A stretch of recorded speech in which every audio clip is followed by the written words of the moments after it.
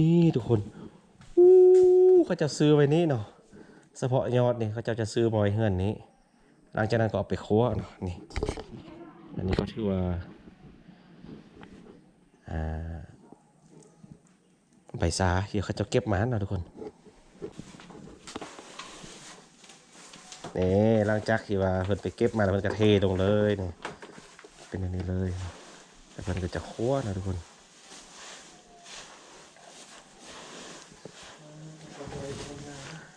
นี่คั่วกันแนวนี้เลยคั่วสดๆเลยได้นี่อ๋อมันก็คนอย่างนี้ไปเรื่อยๆนะจะบอกให้มันไหมเนาะใช้มันสม่ำเสมอกันนะทุกคนคือลาไปเลยเฮ็ดไหมเลยถ้าบ่ฮอนบ่ฮอนทุกคนมือ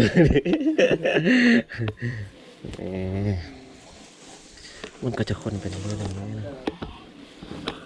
ท่านเคยไปอยู่โรงงานมาก่อนบ่นานดีเบิ่งเมื่อกี้นี่เด็บ่พอนาทีหรอกบ่พอชั่วโมงหรอกทีเดียวน่าจะเป็นพรีเซนเตอร์ตรงนี้มันบ้านเราทุกคนอ๋อบ่เป็นว่าได้ป่ะเดี๋ยวนี้เอาดีๆเดี๋ยวจะจำกลม้อนะ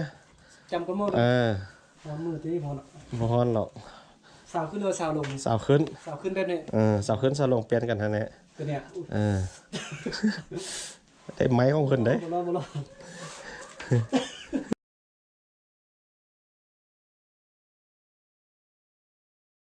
อใจดุกเราใจดุก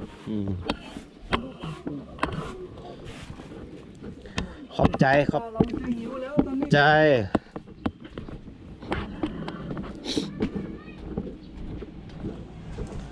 ขอบใจหลายๆเลาะใจดุกเอ๊ะคนไปใส่ยามานี่ว่าลูกสาวร้านน่ะอยู่ลุมไป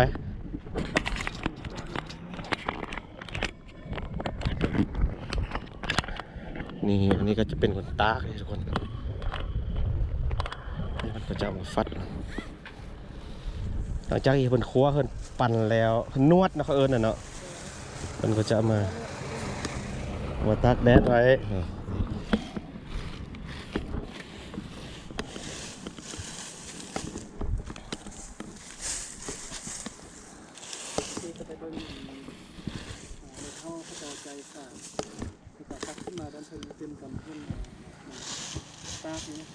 ขั้นตอนการตากก็จะเฮ็ดแบบนี้อันนี้ตากแห้งแล้วเจ้แห้งแล้วกูไปฟัดแล้วก็เอาไปค่ายได้ก่อนเขาจะมาตากได้เขาต้มก่อนแล้วเอามาตากเลยเอาไปคั่วแล้วก็ไปนวดเอาไปคั่วเอาไปเด็ดเอาเยอะส่วนมาแล้วก็คั่วแล้วก็ไปนวดแล้วก็มาตากแดดแล้วก็มาฟัดมาใจใบแกออกตัดแดดแล้วก็ไปฟัดตอนนี้ก็กำลังเอาไปฟัดเนาะแมนไปฟัดแล้วก็ไปใจเอาใบแกออกแต่ก็ถือว่าเป็นสำเร็จสร้างในเพิ่นก็สร้างเองเลยนี่หมู่บ้านนี้ก็ถือว่าอันดับหนึ่งเนาะอันดับหนึ่งของสาเฮ็ดสาเขตคนเฮาสิไปเบิ่งบอลที่วัดตากอยู่ลุมนี้แล้วเฮาก็สิขึ้นไปอยู่เงินห้องในบ้านบอลเฮาจอดรถไว้พุ่น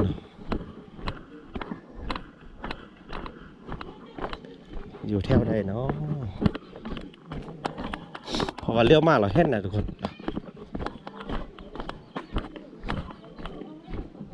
เห็นยังกินช่วย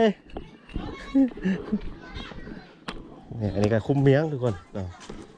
คนเอาใหม่สบายดีอ๋อฝนยายบางเมียงคือกับเมื่อกี้นี่แหละทุกคนเอาจ้องก้นเลยขออยากเห็นตอนก้นตอนฟังเนาะฟังแล้วเนาะฟังแล้วอ๋อนี่ทุกคนฟังไว้อีกรอบหนึ่งฟังเลยอ๋อตอนนี้ขั้นตอนที่ว่าเอาดินใส่ทุกคนเนาะอันนี้นะเอาดินใส่แล้วก็จะตำเนาะนี่ว่าลูกยันนี่แล้วเพิ่นก็จะฟังไว้ทุกคน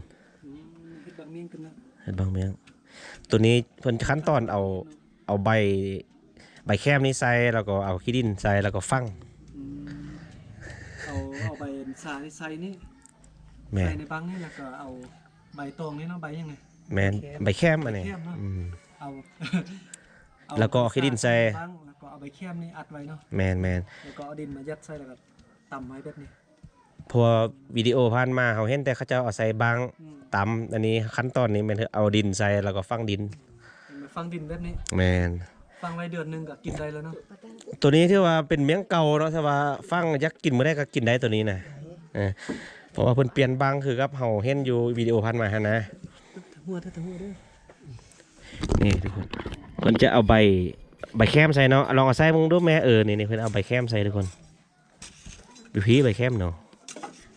ฟังไว้เดือนหนึงก็คุดมากินบ่เดือน เพราะว่าตัวนี้มันเป็นเมียงเก่าแล้วเนาะนี่หลังจากที่เพิ่นฟังเรียบร้อยแล้วเพิ่นก็ห่มหมดได้บัดนี้ห่มเราก็ป้าไว้ได้เลยยากมีคนมาซื้อเพิ่นก็มากลทุกคน บางนึง10,000กีบเนาะ บาง10,000กิฟต์หรือว่า10,000กิฟต์นะ บางแบบนี้เนาะบางเมียงอมเมียงบางนึง10,000กีบ ไปขอบใจนี่เห็นเอาทุกคนวิธีฟังเพิ่นเนาะตัวที่ว่าเพิ่นตักไล่ๆน่ะอยู่บ่ได้เกาะ ตากเลยนะ ตักซานี่นะลุมนี่โอ้นี่เห็นแล้วทุกคนขอบใจนี่เด้ตัวที่ว่าเพิ่นตักน่ะกว้างเลยทุกคนไปหาไปเบิ่งเนาะ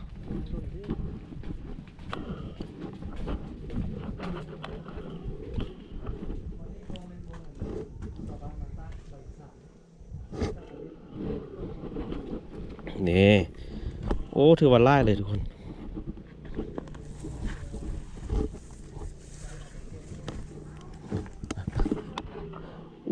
ไล่เลยพี่เพิ่นมาตากไว้นี่เนาะตัวนี้ก็อาจจะเป็นบอลอันนั้นเนาะบอลครัวบ่นี่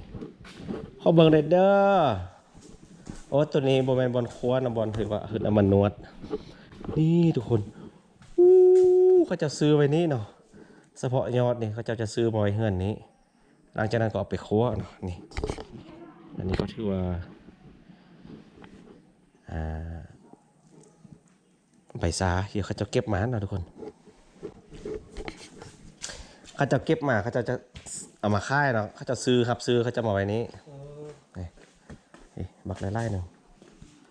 บนนี้เขาซื้อเนาะคือว่าเขาซื้ออยู่ส่วนเรามาไว้นี่เนาะ แมน แบบนี้เราไปตากเลยเราจะลืมละไป แนวนี้เราไปคั่ว คั่วกันเนาะ แล้วเอามานวดอันนี้ก็คือบนนวดนี่ตัวนี้เป็นอันนวด นวดใบสาเนาะ นั่นแหละ ปินได้เนาะ นวดแล้วเราก็เอาไปตากนี่ทุกคนเนาะ นวดแล้วไปตากได้ แม่นแหละตากแล้วก็ไปใจให้แน่คือเรามากินนี่แหละเนาะนี่ที่ว่าโอ้ตัวนี้คือเป็นแก่ๆแล้วตัวนี้เนาะ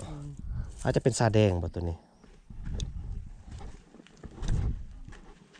โอ้ขั้นตอนไปหาไปเบิ่งไปนี่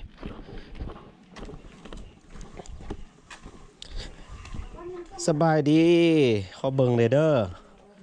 โอ้นี่วิธีครัวเขาเจ้าทุกคนโอ้คักนี่เห็นแล้วเนี่ยเป็นใบเขียวๆแล้วเพิ่นก็จะเอามาคั่วอันนี้เนาะนี่บอสลูกสาวร้านนะผู้ใดผู้นี้ นี่เป็นวิธีคั่วใบสา ผู้นี้ แบบนี้เป็นเหรอ แม่นแหละ อ๋อ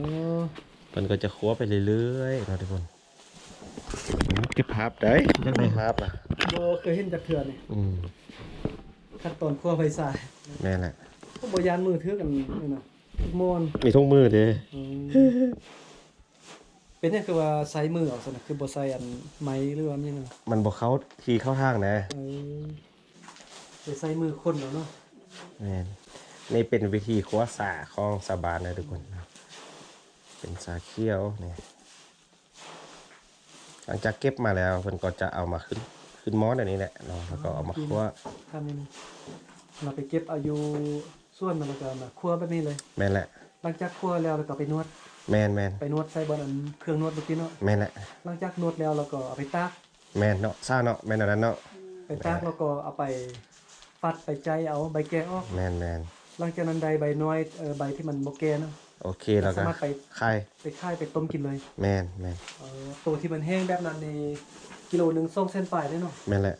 เพ ราะว่าตัวดิบแบบนี้ก็โลนึงประมาณ30-40,000 กิโลเนาะ แมน ตอนนี้เข้าใจแล้วตั้งแต่เริ่มอยู่ส่วนเพิ่นมาห้าก็มาเข้าใจตอนเดียวนี่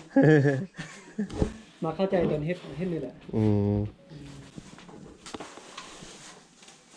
นี่หลังจากที่ว่าเพิ่นไปเก็บมาแล้วเพิ่นก็เทลงเลยนี่เป็นอันนี้เลยแต่เพิ่นก็จะคั่วนะทุกคนนี่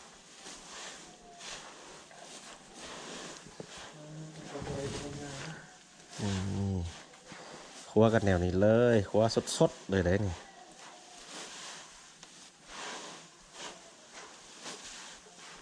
ประมาณจักชั่วโมงที่ว่าคั่วเนี่ยเอาดนไปได้เลยว่ากะว่ามันโอเคแล้วเอาออกแม่นบ่ แต่ว่ามันแห้ง อ๋อกะว่ามันแห้งแล้วก็เอาออกเลยทุกคน ก็จะใส่มือย่อมไปย่อมมาหน่อยแหละทุกคน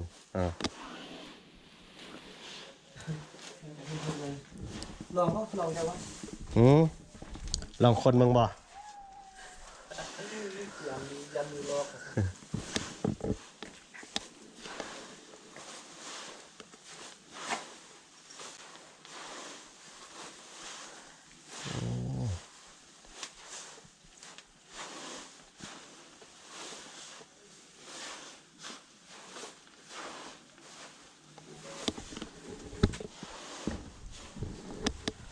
ไอ้คนเมืองใดบ่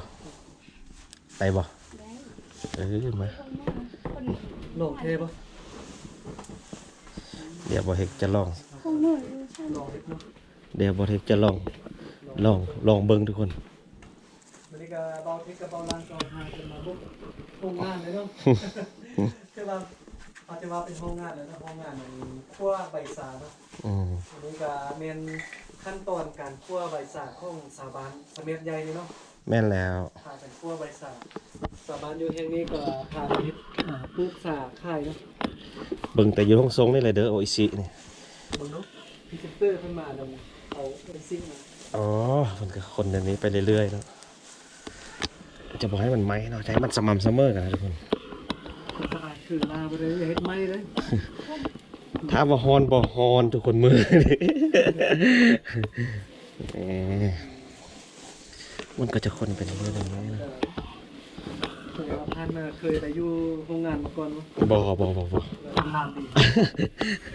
เบิ่งเมื่อกี้นี่เด็บ่พอนาทีหรอกบ่พอชั่วโมงหรอกที่เด้ น่าจะเป็นพรีเซนเตอร์นะตรงนี้มันนั่นสงสัยแล้วตรงนี้ร้านรีวิวของที่ราคาบ้านเราดีเพราะว่าใบสาของสาบาน นี่ ตัวช่องจะมีใส่สะท้านเนาะ ใส่สถาน สะท้านแป้งสะยัดดีตัวใบสา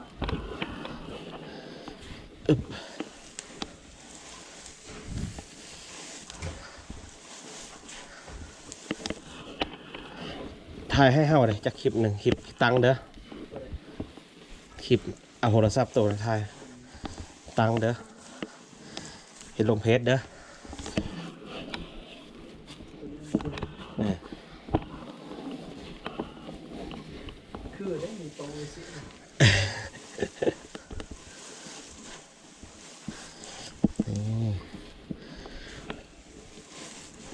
เริ่มสิยุบลงเราได้ทุกคนบัดนี้เนาะเพราะว่ามันฮ้อนโดนเติบได้ละ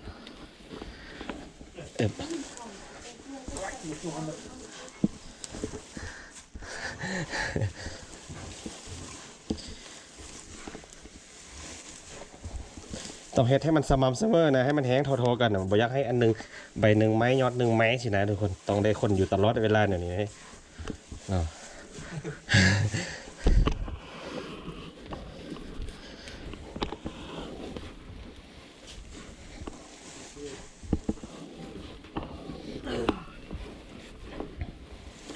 เอาผู้สาวมาเปลี่ยน ใ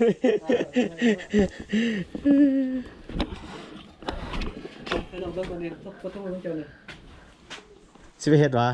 อ๋อ นี่ทุกคนหลังจากที่ว่าครัวอยู่หม้อแล้วเนาะเพิ่นก็จะเอามาพักไว้แนวนี้นี่ ใช่เอาตอนนี้นะ ตัวนี้ที่ว่าพักแล้วทุกคนเนาะหลังจากที่ว่าครัวแล้วเพิ่นก็มาพักไว้แนวนี้ แล้วเอาไปปั่นมันบอกว่านะเอาไปนวดเนาะ สาวสาวให้มัน เก็บบันทึกเลย ซาวให้มันคักๆแล้วค่อยเอาไปนวดแม่นบ่อ๋อ โอเคอยู่ฟังให้ทายเดี๋ยวยิงให้แซ่บตาวะนะ เบาลังเพิ่น เบาลังจะลองมือมาจะเป็นหน้าบอลเดี๋ยวเขาลองเลย เบาลังมันก็จะเห็นนะ ข้ามมันเป็นนั้นบุฟอนเท่านั้น อ่อนบอลลังทุกคนบุฟเป็นว่าได้ปะทีนี้ เอาดีๆเด้อจนจำกลมอนะ จำกันหมด มือที่นี่พอละ บ่ฮอนหรอก สาวขึ้นหรือสาวลง สาวขึ้น สาวขึ้นแบบนี้ สาวขึ้นสาวลงเปลี่ยนกันทันแน่ ตัวเนี้ย ได้ไม้ของเพิ่นเด้ บ่รอบ่เป็นบ่บ่เคยเฮ็ดจักเทื่อนั่นตัวเนี้ย แม่น โอ้เป็นเคยไปแล้วบ่ผ่านเลยนะ ไม้ของเพิ่นแล้วบ่ได้เอา โอ้บ่เป็นบ่เป็นลองแล้วบ่เนาะโอ้เบิ่ง เอาจนจำกลมันแล้วแม่นเพราะว่าคันถ้าบ่จำแล้วทางพื้นมันจะส่วนใดส่วนหนึงมันจะไม้สินะมันต้องให้สม่ำเสมอกันเรื่อย บ่แม่นง่ายเนาะ ๆโอ้ง่ายบ่ง่าย ยอมรับเลยนะ นี่เพิ่นจะเอาจากกลมอขึ้นมาเลยนะครับ เมื่อกี้เบาลังเบิ่งข้าเจ้าเล็กเนี่ยคือว่าง่ายให้ง่ายว่า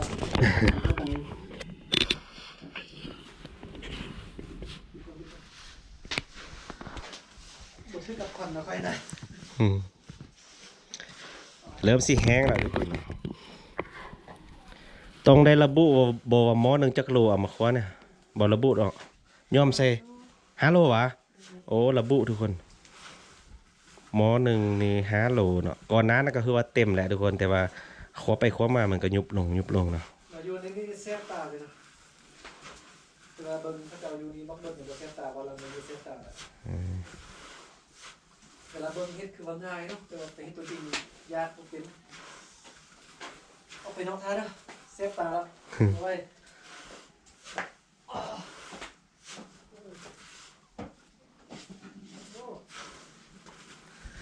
ซื้อน้องยังเนาะนี่น่ะน้องนางหวานแม่นบ่แม่นบ่ ม้วน แต่บ่แม่นน้องนางหวานวะน้องสาวลาเพิ่นเนาะซื้อนางซื้อ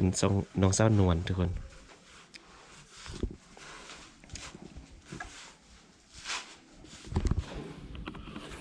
ลูกสาวเอาจองแทนเนี่ย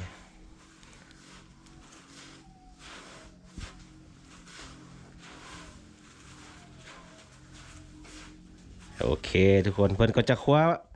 จนกว่ามันจะยุบผู้แหล่เนาะเนี่ยหม้อนี่ก็ถือว่าไกลจะยุบลายเติบแล้วเนี่ยน้องนี่เด็กซื้อยังหืม ผม ซื้อผมอ๋อน้องสาวผมทุกคนนี่เป็นคว้าอู้หอมทุกคนหอมใบซาเนาะบ่เมาบ่ ลืมกินมันแล้วเนาะหอมทุกคนแต่ว่ามันก็คือว่าอะไรเนาะมันดมดนหรือยันว่าชิเมาสินะเพราะเขากินน้ำเขาก็ยังบ่อยากรับสินะเนาะมันมีคาเฟอีนเนาะ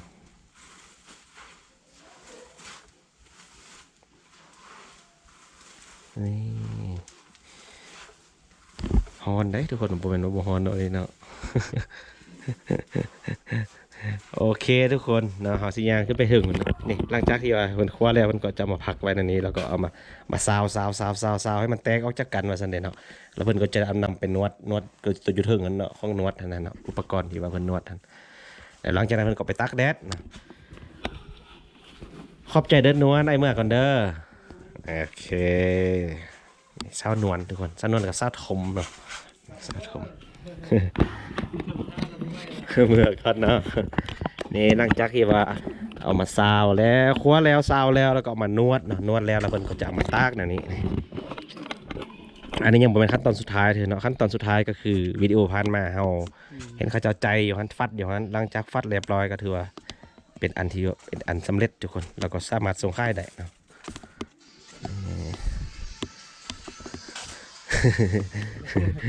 กลับก่อน ครับก่อนถามก่อนอันตัวนี้มันเป็นซาได้คือว่าใบใหญ่มันคือบ่คอถือกันอ๋อตัวนี้ซาแดง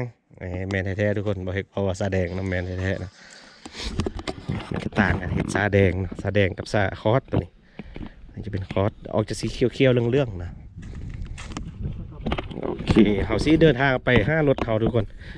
ไปกินข้าวเนาะเฮาอยากเข้าแล้วตอนนี้ก็12 โมงปลายแล้วติเนาะ